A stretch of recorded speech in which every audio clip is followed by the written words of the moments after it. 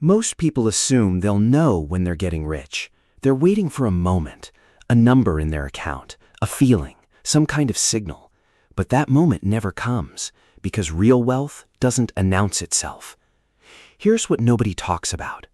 The people quietly winning with money right now, they feel like they're barely making progress. They second-guess themselves constantly. They watch friends splurge on vacations and wonder if they're doing it wrong. And yet, they're the ones building something most people never will.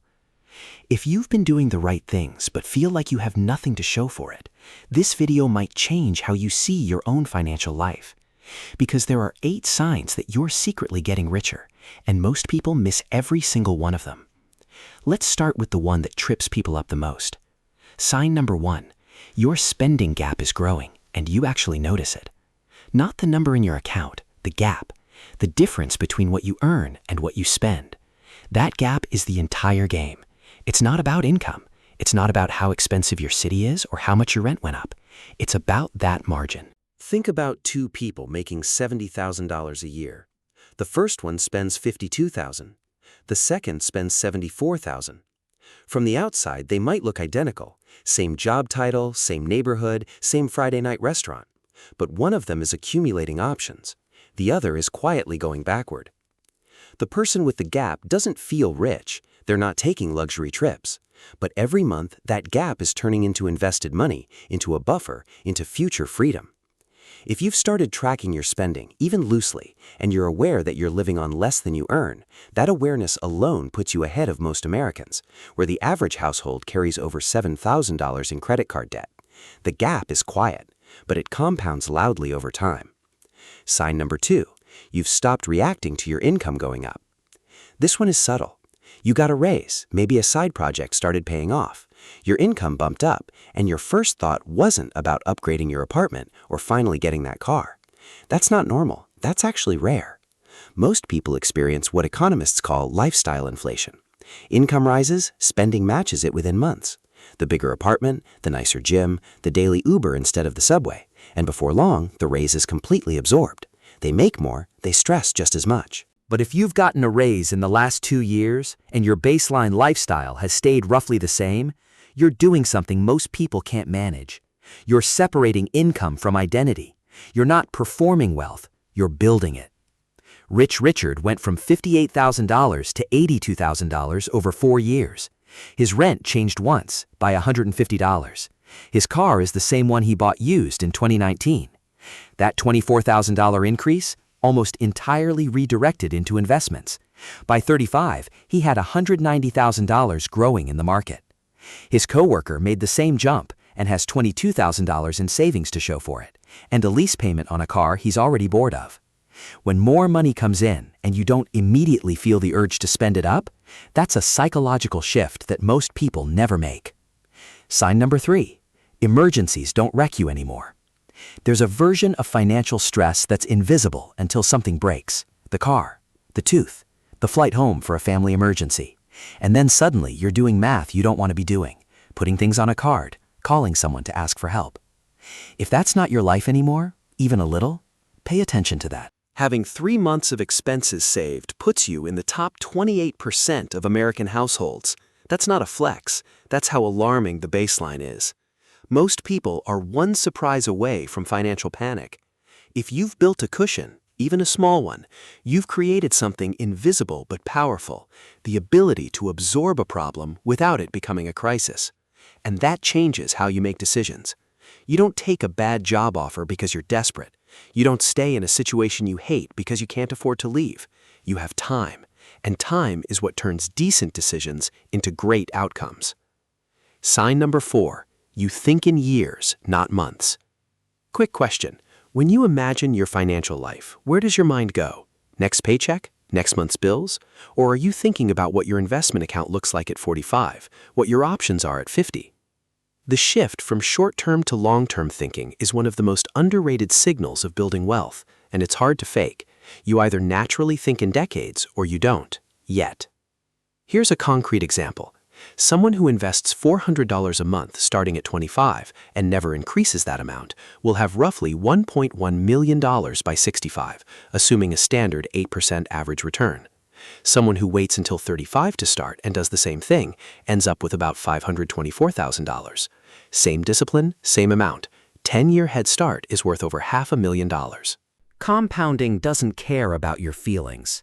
It rewards the people who started, stayed consistent, and didn't touch it. If you're thinking long-term, you're playing a game most people opted out of before it even started. And if this kind of thinking is clicking for you, it's worth sticking around on this channel. Profitstein covers exactly this stuff. Hit subscribe if you haven't yet. Now back to it. Sign number 5. You've stopped keeping score against other people. Your coworker just bought a $55,000 truck. Your friend from college posted photos from Santorini. Someone in your social circle just got a bigger apartment in a better part of town. And you felt nothing. Or at least not what you used to feel. That's growth, real financial growth. Because comparison is expensive, not emotionally, literally financially. The number of poor decisions people make every year because they're trying to match someone else's spending is staggering. Financed vacations, upgraded cars they can't afford, dinners out they'll regret by Tuesday. When you stop benchmarking your life against other people's highlight reels, you stop making money decisions based on emotion and start making them based on your actual plan. You become immune to FOMO. You stop letting marketing and peer pressure dictate your choices. And those three forces, comparison, FOMO, and social pressure, are among the biggest reasons financially capable people stay broke. Sign number 6, money anxiety has gotten quieter. Think about how much mental energy money used to take, the constant math running in the background. Can I afford this? What if something happens? How far behind am I? That noise doesn't disappear overnight, but if it's gotten softer, if money is no longer the loudest thing in your head most days, that's a real signal. Real financial progress shows up in your nervous system before it shows up in your net worth. When you've built systems, automated savings, consistent investments, predictable expenses, money stops requiring constant management. It runs, and that freed up mental energy is worth more than people realize. You start thinking about bigger questions. What do I actually want? What's worth my time? What am I building toward? Sign number 7, you're starting to pay for time, not just stuff. You hired someone to help with something you used to grind through alone. You said no to a commitment that would have cost you a weekend. You started treating your calendar like a resource, not just a schedule. This is a subtle but powerful shift. When money is tight, time feels infinite and money feels scarce. You do everything yourself to save every dollar. But as your finances stabilize, the math flips. Your time becomes worth protecting. And the people who are quietly building wealth start spending money to buy back time so they can invest it in things that matter more. That doesn't mean you need to be hiring personal assistants. It could be a meal delivery kit twice a week. It could be paying for parking instead of circling for 40 minutes. Small exchanges, money for time, that signal your priorities have shifted. Sign number 8, you own your situation, even when it's not fair. This last one might sting a little. The people quietly getting richer have a different relationship with blame. Not because life has been easier for them, sometimes it's been harder, but they've stopped outsourcing their financial future to circumstances they can't control. They don't say, I can't save right now. They say, saving isn't winning against my other priorities yet. Let me fix that. They don't say, the economy is broken. They say, here's what I can actually control inside this broken economy. 2 people, same $65,000 salary, same high cost of living city. One bikes to work, has a roommate, meal preps on Sunday, and has $78,000 invested by 32. The other has a list of reasons and $6,200 saved. 5 years later, the compound interest gap between them is already irreversible. Ownership doesn't mean nothing is hard. It means you stop letting hard things be your excuse. Here's the truth that this whole video has been building to. Wealth isn't a feeling, it's a pattern. And if even 3 or 4 of these signs showed up in your life while you were watching this, you're already further along than you think. You don't need a giant account balance to be on the right track.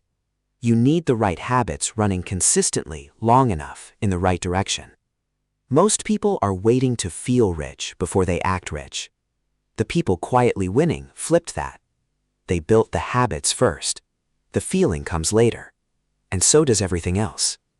If this hit different today, drop a comment with which sign surprised you most. And if you want more of this kind of thinking every week, subscribing to Profitstein takes about 2 seconds and keeps this content in your feed.